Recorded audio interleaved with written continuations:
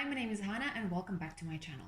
In this video, I want to share with you a couple of New Year's rituals that I usually do at the end of the year in December or at the beginning of the new year in January. And I think January is a great time for reflection, for goal setting, for planning, and we will discuss a little bit of all these things in this video. I invite you to try some of these things for yourself if you haven't already, and I really hope this video will be useful and you'll get some motivation out of it. The first thing I recommend doing is reflecting on the previous year.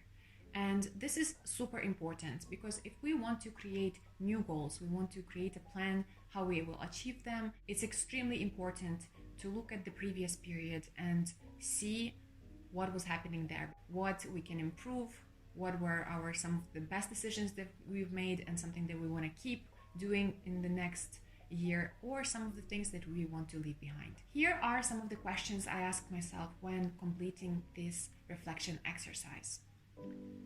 What was the most memorable event of last year? What was the happiest moment of last year? What was your best decision you've made last year? What were the lessons you learned in the previous year? What do you want to leave behind in the previous year? What new things you want to see happening in the new year? And there are quite a few systems that can help you ask the right questions, get you deep into reflection mode, and help you get the most out of this exercise. One of my favorites is called Year Compass. I will link this website in the description box below. Year Compass has so many questions. You don't have to answer all of them because it can take you hours to answer all of these questions, but at least it can give you an idea. You can just take some of the questions that you prefer answering, that you think are important or relevant to you specifically, and it can give you this inspiration to build your own questionnaire for reflection. Second point is visualization. This tool is very powerful into getting your mind beyond your normal logical thinking. That can give you a glimpse what is possible for you beyond just something that you picked up from the environment around you.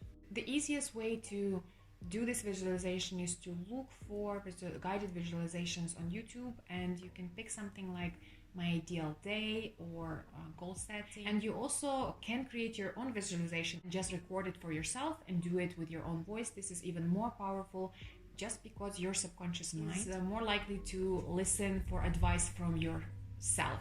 So when I hear my own voice, I trust myself more than I trust somebody who I never met. You can practice a few times and you can see what comes up. Maybe the vision will be different or it will be more crystallized. The goal of this visualization is not for you to come up with some practical goals or ideas or numbers. The point is to experience the emotions that you want to embody.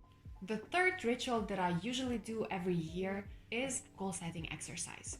And if you have been practicing goal setting, this is a great time to reflect on what you've achieved in the previous year and what goals you want to achieve in the next year. Maybe you will be deconstructing some of the goals, maybe you will be merging some of the goals, maybe some of the goals that are not a priority anymore and you don't really want to put an effort into achieving them. This is a great time to work on your goal setting and prioritization list. But if you're not very familiar with goal setting, I would suggest starting with understanding and figuring out what do you really want. Knowing yourself and understanding what makes you tick, what makes you inspired, what motivates you, what are your fears, what are you doing just to avoid discomfort. Dig deeper and really understand what you truly desire, because only those things that are worth accomplishing and putting your energy in, just because these particular things will give you satisfaction, will give you feeling of accomplishment and happiness. I want to give you a few prompts that you can use and journal about to get to know yourself better. So these could be things such as what makes me happy, or I am the most happy when, what gives me energy, what makes me unhappy, what I'm afraid of, what do I want. So now, after you journaled about some of the things to get to know yourself better and understand what you truly desire, I would suggest completing a diagnostic exercise, and it's called the Wheel of Life exercise. You can download an example of Wheel of Life exercise in the description box below, or you can create your own.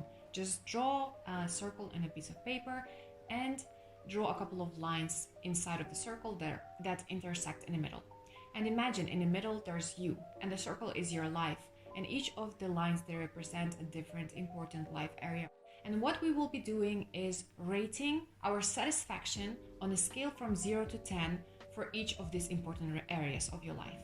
You can also look up some examples online of the important life areas that you want to include. You can of course customize it to yourself. It can be just a few major areas of your life, or it can be more depending on your particular case. Some of the examples are health and fitness, family, life, finances, career, creativity and hobbies, and more, if they apply to you. So now take a moment and think, how satisfied are you with each of these important areas of your life? In general, how great are your relationships? How great are your finances, for example, or how great is your health? Just be honest with yourself. This is just for yourself, not for anyone else, and you can rate your satisfaction level for each of these areas. When we are talking about truly fulfilled and happy life, we would rather have each of the areas at 7 than few areas at 10 and then few areas at 0. So now we can start coming up with top 3 things that you can do to boost satisfaction in each of the areas of life that is on your circle. After you do this exercise, you will end up with a list of 3 top things for each of the categories of your life. And how you would prioritize these things is by taking the areas of life that you are least satisfied with and starting with accomplishing those 3 things first. And I would suggest not thinking even about the goals that you want to achieve, but more how you want to be in each of the areas of life. So for example, instead of setting a goal, I want to run a marathon, set a goal, I want to become a runner. Or instead of a goal, I want to lose 5 kilograms, set a goal, I want to eat healthy. And don't worry, this is not going against SMART goals. We will break these goals down into practical steps. And the last ritual is all about building habits and setting up systems around the goals that you want to achieve. Because at the end of the day, it's not about the goals that you're setting. These goals is something outside of yourself. It's more about the process of achieving that goal. Something that is tangible, something that you can control, something that you can do a little bit of every day and track your progress and make sure you are on track to getting to your goal. As you know from the previous exercise, we set goals in multiple major important areas of your life. It's about your relationships, it's about your health, it's about your character, it's about who you are being. And this person that you want to be has specific set of habits and specific set of actions they're taking on a daily basis. And for you to reach that person that you want to be, you have to practice those actions and have those habits that this person has.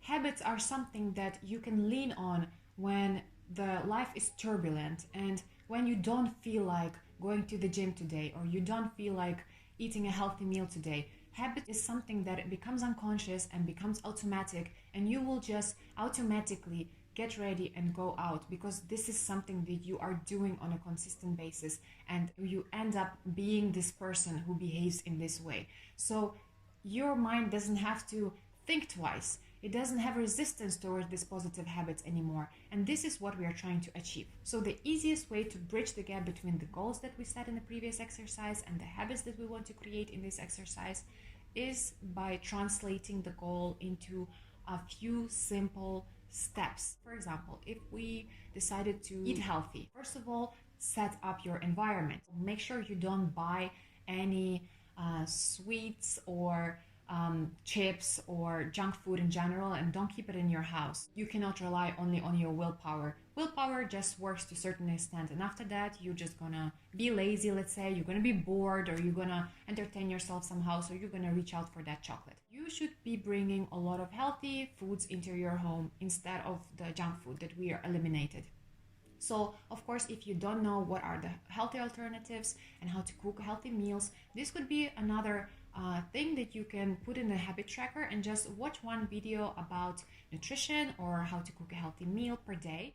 So you can track how many recipes, let's say, you watch throughout the week, and then try some of them in your cooking. So these are just examples of how you can deconstruct the goal that you want to achieve and the state of being that you want to have into specific habits, specific routines that you have, and this will help you a lot to achieve your goals. Thanks so much for watching this video until the end. Please like this video, subscribe to my channel, and hit the bell button so you get notified when the next video goes out.